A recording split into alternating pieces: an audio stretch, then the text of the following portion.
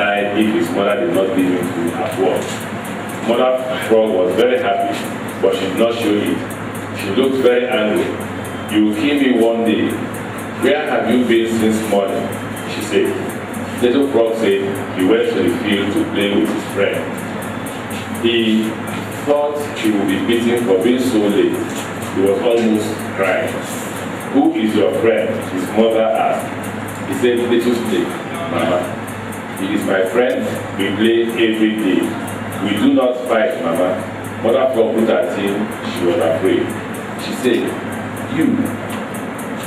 You play with Little Snake? Little Frog said, Yes, Mama. He is my friend. But Mother Frog did not want him to play with Little Snake anymore. So she said, Do not play with him again. Snakes eat us. We are food for them. Little Snake, your friend will eat you someday. So never play with him again. She then gave Little Frog food to eat. Before going to sleep, Mother Frog told Little Frog not to forget what she had told him.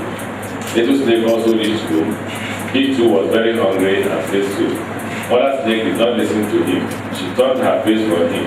She was angry because Little Snake returned very late in the evening. Little Snake cried for food. He was tired and hungry like his friend Little Frog. Where have you been? Mother Snake asked. Little Snake said he went to the field to play with his friend. Who is your friend? His mother asked. Little Snake said, Little Frog. Mama, he is my friend. We did not fight. We only played, Mama. Mother Snake looked at him.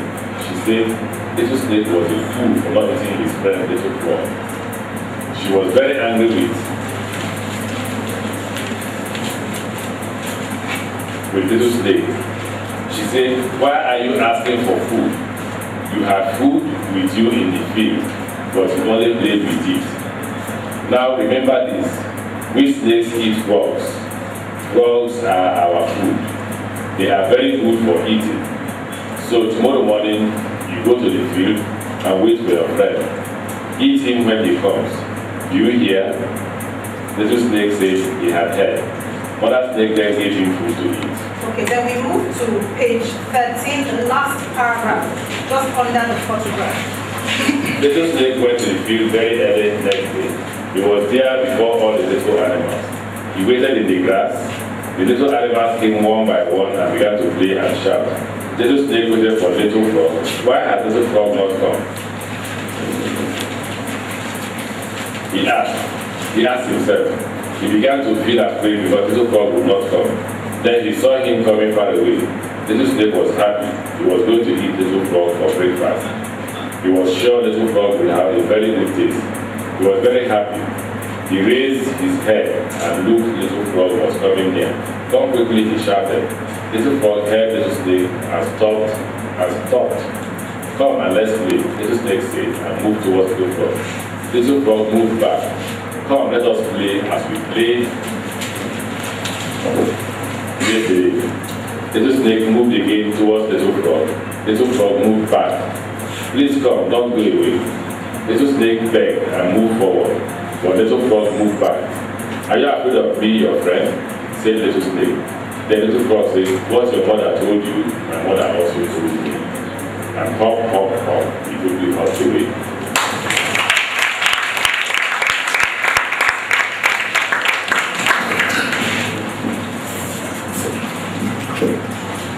Did you enjoy the story? Yes. Are you happy the governor read the story to us? Yes. Can we clap once more? So we've gone through the story together, haven't we? Yes. And can someone summarize the story to us? Can anybody tell us in brief what the story is about? Not what we learned from the story, but what the story is about. Okay. Give up my phone there.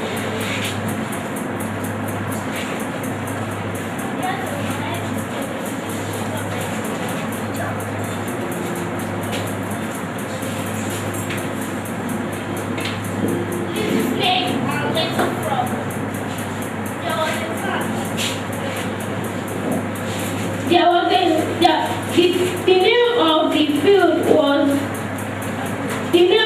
town was Nema, and there is a field there, and all the children they went there to play, and when they went there to play, other animals were playing, and little frog and little snake were playing. So when they are playing, the sleep now carried them and they slept there. And when they woke up, everywhere was quiet. Sleep now carried them. When they woke up, everywhere was quiet, and the sun had already gone down. Little frog's mother came out from her house and looked around. She only saw the little animals running home. Then she now went to her house and said that where was little frog? But there is any bad animal that eating him or then she now went back to sat down. Then when she now sat down, the other animals were playing. She now came out again and looked around. She now saw little frog coming. She now went quickly to her and sat down. She was cooking the evening food. When little frog came back, he now told him that little frog said that he was very, very hungry, that if his mother didn't quickly give him food, that he would have to fall down and die. Then mother asked him where he went to. He now said he went to the field to play with his friends. Oh, I think you've done well. We're going to clap for her. But we asked for a summary. That's to tell us the story in very few words. So I'll just tell us that and then we'll discuss it together, okay? So you had two little animals, a little frog and a little snake. They were very good friends, always playing together. But at the beginning of the story, we are told that their mothers did not see eye to eye. Their mothers were not friends. So what happens? One day, the little frog comes home hungry, and his mother, who had been waiting anxiously, asked him, where has he been? And he says he was playing with his friend, the little snake. And the mommy cautions him and says, we don't play with snakes, because snakes eat us. So you can't play with that friend. And in the same vein, the little snake goes home, and mommy snake says to him, you don't play with the frogs, okay? That is our food, because he came home hungry. So the mommy said, but you were playing with your food, you should have eaten the frog. Is that what happened? Yes. Okay, then what? The following day, the two friends meet again in the field, but they're no longer the same. They have changed because of what they heard from the adults. So now the frog is afraid of the snake who was his friend, and then the snake is also coming to harm the frog. Is that what we read? Yes. And then when they come together, there's caution. They are watching each other. And the snake indeed is about to eat the frog, because that's what his mother told him to do. And eventually the frog hops away. Did I summarize it well? Yes. Okay, then clap for me. So what do we learn? What do you think of the story? Can somebody tell us, what do you think of the story? We don't want the same people, we want other people. What do you think of the story? Can you speak out loud so we can hear you? I think the story is interesting. You think the story is interesting? What makes the story interesting? Because the mother of the frog told the frog not to go to the field to play with his friend snake. If it's that the little frog is obeying his mother to play with his snake, little snake will have Okay, that's true. That's true. Is there anything else? What do you think of the story then?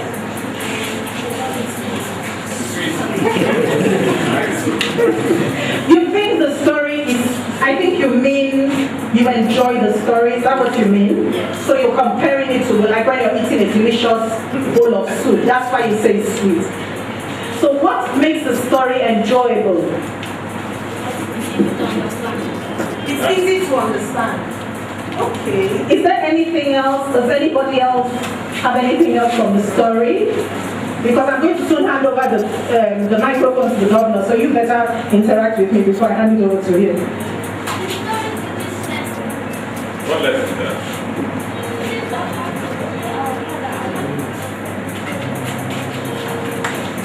Clap for her. Is there any other lesson this story may teach us? Is there any other lesson?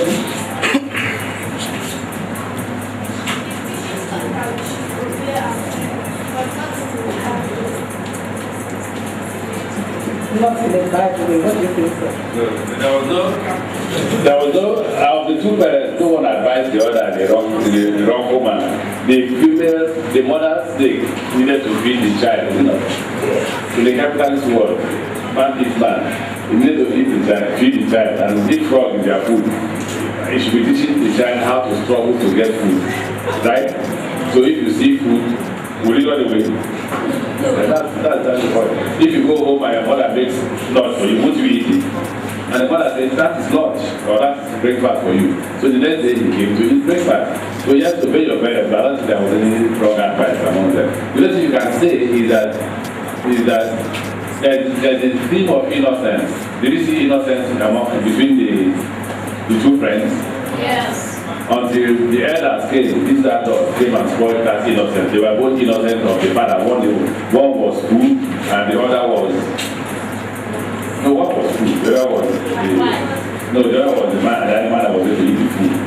Now, so they didn't know that. When their parents came in with their advice, what came in wisdom? Was it not? From innocence translates to this is wisdom from on the side of the frog. You see? Yes. Say, come, let's play. Say, no. What your mother told you, my mother also told you. So the two of them became wiser. One became wise enough to know that I don't have to go home all the time to eat my mother's food. Yeah, it's good for me. That's why I eat it. And then the other also said, oh, you think you eat me up? My mother told me to be careful of you because you eat me up. So there was wisdom for them. Did you see that? Yes. The theme of innocence, the theme of wisdom. Do you see? I'm not using the word destruction. I'm trying to look at something that destroyed the innocence, apart from wisdom, is the fact that with the intervention of the parents came conflict. Did you see conflict? Yeah. Did you see conflict? What primary class is it? Was it primary 6? Yes. Now, but you should go to secondary school, so you couldn't teach them. Okay, let's break it down. There was a quarrel. Did you see? Yes. Before they were playing and enjoying themselves. Now, when the parents came in, it moved from play to what? It's because they began to want to say, nah, if I come, you give me up. And the other was like, this is food, it is mine. And there was therefore that sharp disagreement that wasn't there before. Before it was placed, you could speak, put your hand. Imagine somebody putting his hand in the mouth of a snake. What will happen? Very dangerous. Very dangerous. But when they in the innocent mood, the snake never knew that, or the frog never knew that the snake would be dangerous, right? Right? Yes. So these are things that run around across the book, the story. That is a pamphlet, as it is, but it's a story about child literature. That all stories, the two tales that moonlight, right? That most of you have must be going to, you know. Yes. Right? Yes. Do you have visitors in this village? Do you have? You don't have. So don't you gather at night where you sit down and tell stories yourself? I did that when I was small, as a growing man. Then I was not electricity, so under the tree, you have to sit down from 6 p.m. to 12 midnight. And as we listen to stories, some of us begin to sleep at night and we go to the bed and we sleep on. So you don't have to wait for air conditioner or fan or anything. Right? Right? Yes. So I've identified wisdom, I've identified innocence, I've identified conflict, which I established to be quarrel. Right? Then that you observe from the story. Isn't that true? If you don't tell me, I'll do like this, get to go. I'll watch it there. Yes? I was classes. You trust no one. Good girl. Good girl. That what? Not the snake is wicked. We'll come to that. We'll come to your thing too. Yes? Teaches us not to make bad friends. No,